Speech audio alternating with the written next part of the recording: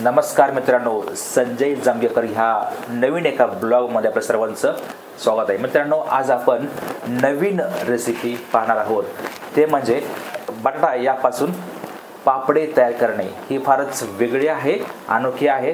तर नक्कीच बघा बटाटा यापासून पापडे तयार करण्याची रेसिपी. तर आपण चला बघूया. तर मित्रांनो, मिसेस रेणुका आपण यांनाच विचारूया. 1 किलो बटाटा घेतला होता.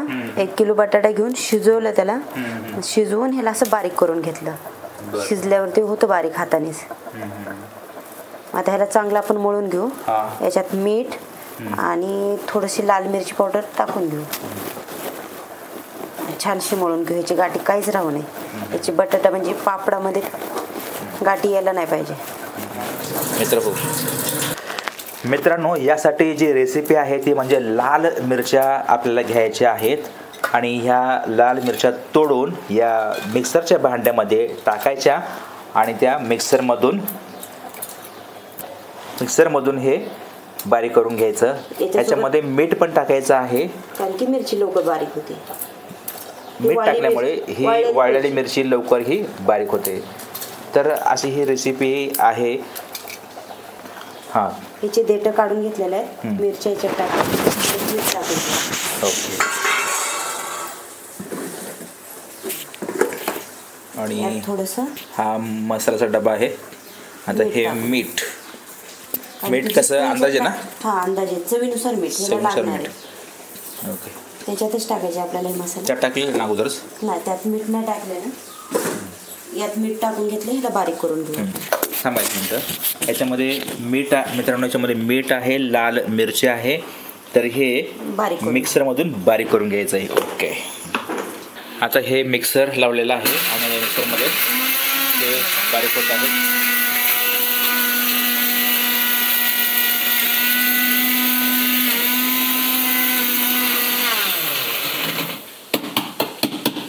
बघा, चेक करा, झालं का बारीक?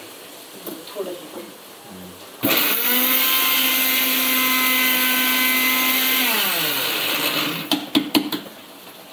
झालं. ओके. असे बारीक करून घ्यायचं. तर बघूया कसं झालेलं आहे. अरे वा, छान छान छान, मस्त. आता आपण हे आता मिरच्याची ही खूपच बारीक पेस्ट झालेली आहे. तर आता बघूया पुढे काय आणखी. आता पुढे काय करायचं? एक तांब्या काहीतरी घ्यायचं की आपल्याला. एक तांब्या घ्यायचा आणि त्या तांब्याच्या बुडाने हे सर्व बटाटा अतिशय बारीक असा करायचा, की ज्याप्रमाणे पूर्वीच्या काळामध्ये पुरणाला अशा प्रकारे ह्या तांब्याच्या बुडाने बारीक करायचे. अगदी असंच या शिजलेल्या या बटाट्याला तांब्याच्या या बुडाने असं बारीक करायचं. मित्रांनो, बघून घ्या. ही रेसिपी फार सोपी आहे. तुम्ही घरच्या घरी करू शकता आणि पापडे बनवू शकता. मऊ शिजल्यामुळे असं बारीक होतं. याच्यात गाठी राहायला नाही पाहिजे. तर मित्रांनो, आता मी सुद्धा आता हे जे आपले बटाटाचे जे आहे ह्याला असं हे बुडाने असं बारीक करूया, हेल्प करूया. कारण ह्याला ताकद फार लागते. कारण हे एकट्याचं काम नाही आहे. ह्याला पुरुषांची ताकद आवश्यक असते. लेडीज किती करणार करून करून. मिसेस रेणुका दमतात करून करून. त्यामुळे त्यांना थोडंसं हेल्प पण आपण हे करूया. तर मित्रांनो, आपण फेसबुक, व्हॉट्सअप, इंस्टाग्राम अशा बऱ्याच ठिकाणी बराच वेळ बिझी असतो. तर त्यापेक्षा अशा प्रकारची आपण जर रेसिपी करण्यात आपला वेळ आपण जर घालवला तर एक चांगलं नॉलेज आपल्याला मिळतं आणि खूप छान छान पदार्थ, पापड आहे ते आपल्याला खायला मिळतं, हो की नाही? तर करूया.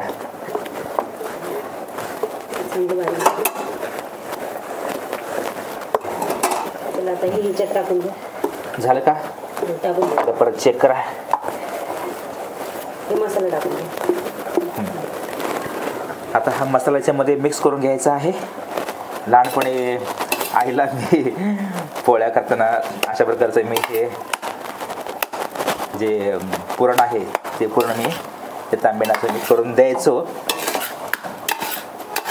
तर तेही मला आठवलं. आता आता आई नाही आहे ठेवा. आता आहेत मिसेस रेणुका.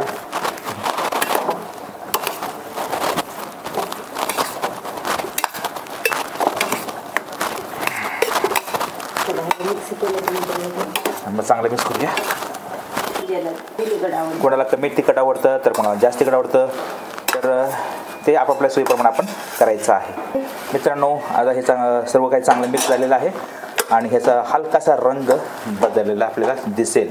आणि हे उपासासाठी पापड चालतात. आणि मित्रांनो, हे उपवासासाठी पापड उपयुक्त आहेत, कारण की त्यात मीठ, बटाटा आणि मिरची याशिवाय दुसरं काही नाही वापरलं.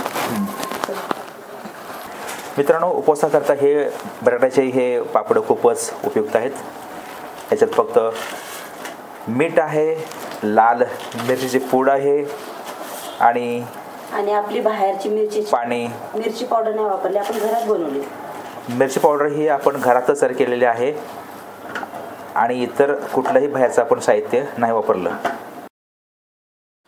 मित्रांनो, आता या ठिकाणी बटाटा यापासून पापडे करण्याची सुरुवात झालेली आहे आणि अशा ठिकाणी एक चटई आतरावी आणि वरून पूर्णपणे मेणकापडासारखं पूर्ण वरून अंतरायचं आहे आणि त्याच्यावरच ही पापडे टाकावीत.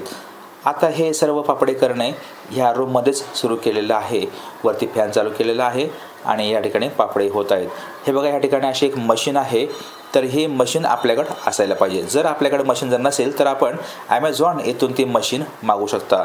तर ते 550 ते 600पर्यंत आहे. ते आपल्या घेण्यावरती किंवा क्वालिटीवरती डिपेंड असतं. तर मित्रांनो, या ठिकाणी हे बघा, अशा प्रकारे हलकंसं प्रेस करायचं आणि हे बघा, या ठिकाणी अतिशय गोल असं पापड तयार झालेलं आहे आणि ते या ठिकाणी चटईवरती टाकायचं आणि जवळपास 1-2 तास झाले की पुन्हा आपल्या टेरेसला किंवा आपल्या घराच्या समोर ज्या ठिकाणी ऊन असेल तर त्या ठिकाणी पुन्हा त्याला बाहेर न्यायचं, त्याला चांगला ऊन द्यायचं, कडक करायचं आणि अशा प्रकारे हे पापड तयार होत असतात. ज्यांना कोणाला माहीत नाही तर त्यांनी ही रेसिपी नक्कीच बघा, खूपच तुमच्या उपयोगाची आहे. तर मित्रांनो, या ठिकाणी स्वतः मी तुम्हाला दाखवतो, ही आहे गोकुळ दुधाची पिशवी. तर ती फाडून घ्यायची, अशी मोठी लांब करायची आणि एका बाजूला त्या ठिकाणी असे जे गोल असे जे गोळे केलेले आहेत तर ते गोळे या ठिकाणी असं ठेवायचे आणि ह्याला वरून झाकायचं. ह्या वरून झाकलं की वरून ते जे कवर आहे टोपण मशीनचं तर ते बंद करायचं आणि वरून हलकंसं असं प्रेस करायचं. जास्त जोर द्यायचं नाही किंवा कमी जोर पण द्यायचं नाही, मध्यम प्रमाणामध्ये त्याला प्रेस करायचं. त्यानंतरच अतिशय गोल प्रकारचं हे असं पापड तयार होतात. हे बघा, माझं थोडंसं एका साईडला वाकडं. हे बटाट्याचे पापड किंवा आपण ह्याला खेची पापड देखील असायला म्हणतात आणि उपवासाला हे पापड चालतात आणि उपवासाला जवळपास हे आवश्यक असे पापड तयार केलेले आहेत. तर मित्रांनो, ही आपली आजची रेसिपी होती आणि अशाच एका नवीन ब्लॉगमध्ये आपण नक्कीच भेटूया परत. तोपर्यंत आपण सर्वजण आपल्या नेहमीप्रमाणे तुम्ही तुमच्या आरोग्याची काळजी घ्या व आणि जपून चालवा. नेहमी जीवनामध्ये आनंदी राहा.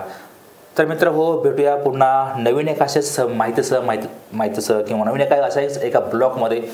तोपर्यंत सर्वांना बाय.